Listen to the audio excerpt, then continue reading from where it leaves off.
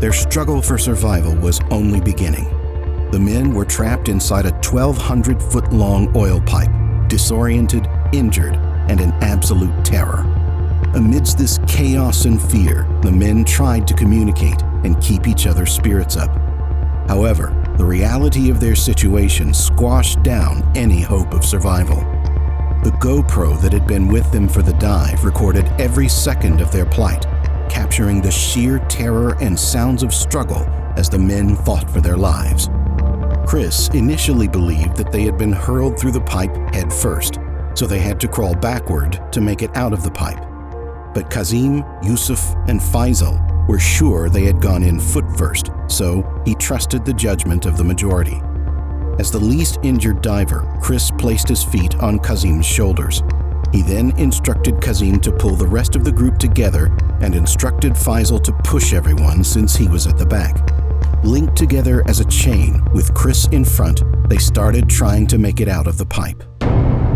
Squeezing their way through thick, slippery oil residue in pitch-black darkness was unbearable. Dealing with broken bones, burning eyes, a burning throat, and extreme discomfort weighed them down. Their progress was excruciatingly slow, and the end was nowhere in sight. The men kept praying and moving to the best of their abilities.